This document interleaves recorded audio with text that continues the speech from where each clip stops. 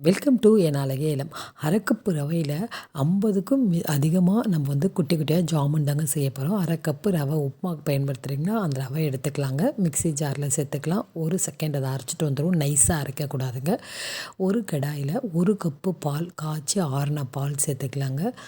ஏலக்காய் தூள் கொஞ்சம் ஒரு 1/4 ஸ்பூன் சேர்த்துக்கலாங்க. இப்போவே நீங்கள் 1 ஸ்பூன் நெய் சேர்த்துக்கோங்க. நல்லா நெய் சேர்த்துட்டு நல்லா பால் கொதிக்கட்டும். இப்போ நம்ம அரைச்சிட்டு வந்திருக்கோம் ரவை இல்லைங்களா, நைஸாக அரைக்கக்கூடாது, குறன்னு தாங்க அரைக்கணும். சும்மா 1 செகண்ட் போட்டு எடுங்க. போட்டு கொஞ்சம் கொஞ்சமாக போட்டு ஸ்டவ் சிம்மில் வச்சுட்டு நல்லா கலருங்க. இன்னும் 1 ஸ்பூன் நெய் விட்டுட்டு நல்லா மிக்ஸ் பண்ணுங்கள். நமக்கு இந்த மாதிரி பாருங்கள், ஒரு அல்வா பதத்துக்கு மேலே நமக்கு நல்லா கொஞ்சம் கெட்டியாக இப்படி வருது.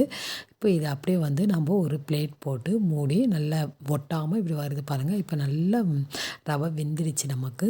இப்போ அப்படியே தட்டு போட்டு மூடி கொஞ்சம் நேரம் அது ஆறட்டும். நம்ம அதுக்குள்ளே ஜீரா காசிட்டு வந்துடுவோம். 1 கப்பு சர்க்கரை சேர்த்துக்கலாங்க. 1 கப்பு தண்ணி போட்டுக்கலாம். சர்க்கரை ஃபுல்லாக நல்லா கரையட்டும். ஜாமுன் பிடிக்காதவங்களே இல்லை, ரவையில் நம்ம வீட்டில் இருக்கிற பொருள்லேயே நம்ம ஜாமுன் செய்யும்போது சூப்பராக இருக்கும். இதுக்கு ஒரு 1/4 ஸ்பூன் ஏலக்காய் தூள் போட்டுக்கலாங்க. போட்டுட்டு நல்லா கையில் பிசு பிசுன்னு வர மாதிரி நல்லா கொதிக்கட்டும். ஃபுல்லாக நல்லா கொதித்த உடனே நீங்கள் கையில் எடுத்து பார்த்தீங்கன்னா அந்த சக்கரை பாகு நமக்கு கையில் பிசு பிசுன்னு ஒரு அரை கம்பி பாகு மாதிரி நமக்கு வரும்.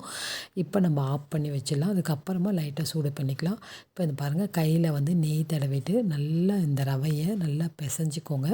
ஒரு 2 ஸ்பூன் பால் பவுட்ரு சேர்த்து நல்லா பிசைஞ்சிக்கோங்க. ஒரே பிஞ்ச் அளவுக்கு பேக்கிங் சோடா, ஆப்ப சோடா நம்ம தோசைக்கு யூஸ் பண்ணுறீங்களா அது, அதோட ஒரு 1/4 ஸ்பூன் பால் விட்டுட்டு நல்லா பிசைங்க. ஒரு பிஞ்ச் அளவுக்கு போட்டால் போதுங்க, ரொம்ப போடக்கூடாது. நல்லா பிசைஞ்சிடுங்க.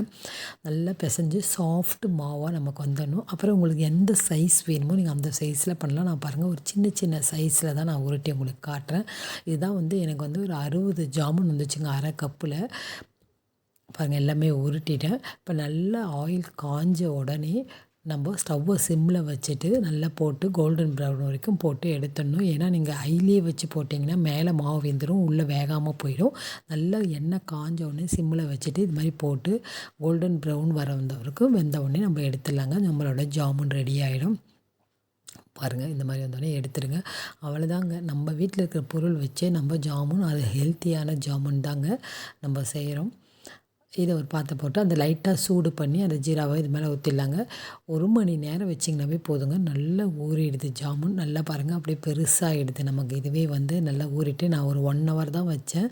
ஏன்னா நம்ம சூடாக லைட்டாக அந்த ஜீரா சூடு பண்ணி ஊற்றுனதுனால ரொம்ப ஊறிடுச்சு. அவ்வளோ ஒரு சாஃப்டாக பாருங்கள் எப்படி இருக்குன்னு.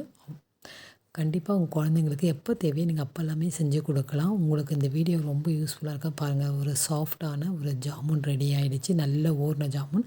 கண்டிப்பாக இந்த வீடியோ உங்களுக்கு எல்லாருக்கும் பிடிச்சிருந்துச்சின்னா மறக்காமல் உங்கள் ஃப்ரெண்ட்ஸ்க்கும் ஃபேமிலிக்கும் ஷேர் பண்ணுங்கள், லைக் பண்ணுங்கள், கமெண்ட் பண்ணுங்கள். Thank you friends.